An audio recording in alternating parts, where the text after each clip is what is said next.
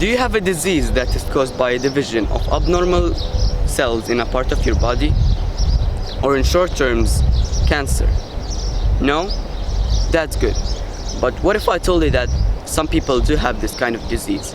And some of those people have the thought that they will never find a cure for this kind of disease, and they will live their whole life with this kind of disease.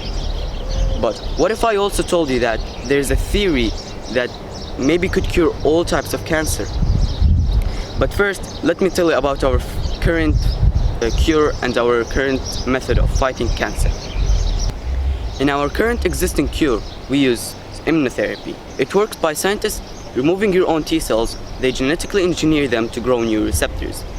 These receptors are only specific to the patient and whatever type of cancer the patient has. And it basically works by the T cell binding to something called the antigen.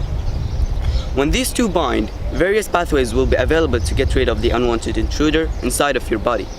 But in this way, it could have negative side effects. It isn't always successful, and it's extremely expensive. But there is a totally better theory of a cure that could be way better than our current cure. A research team from Cardiff University used something called CRISPR-Cas9 to describe an entirely different T cell that binds to something called the MR1. And the MR1, unlike the antigen, it doesn't vary from one person to another. Like for example, my MR1 is the same as your MR1 and everyone's MR1. And it also doesn't vary from cancer to cancer.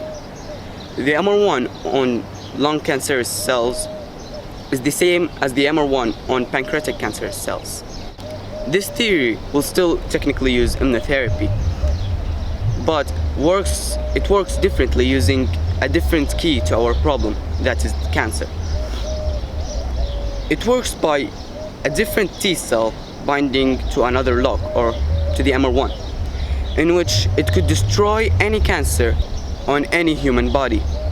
Some of the tests that were put into this theory proved to control the spread of the cancer. But this, after all, is just a theory. But researchers have confidence in this, and so do I. That's it for this video. Thank you for watching.